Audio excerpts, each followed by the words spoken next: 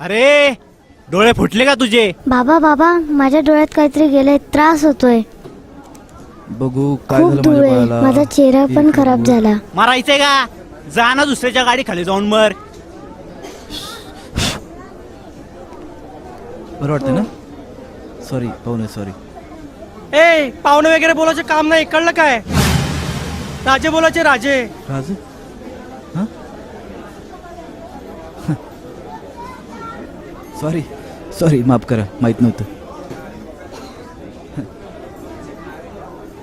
राज लय रुबाबदार दिसतोय. मग आमचे राजे आहे रुबाबदार. बाबा जाऊ द्या ना, खूप ऊन लागतंय.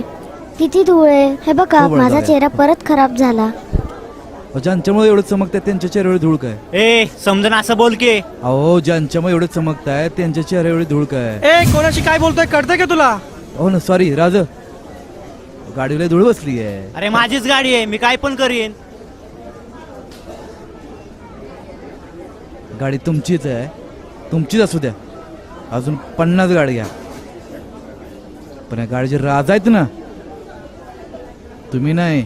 हे राज छत्रपती शिवाजी महाराज हे राज माझ आहेत.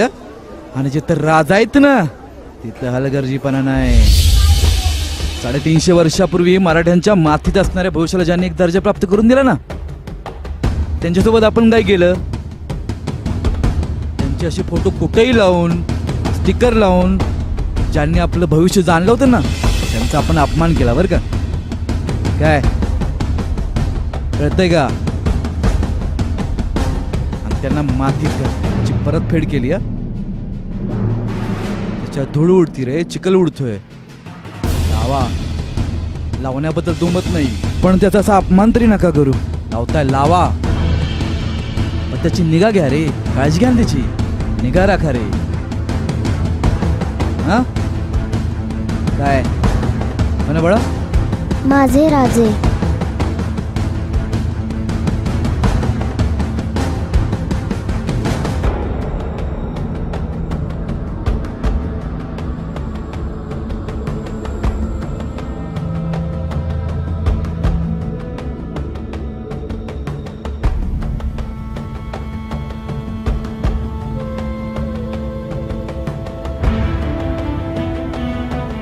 राज स्वयंघोषित राज माझ.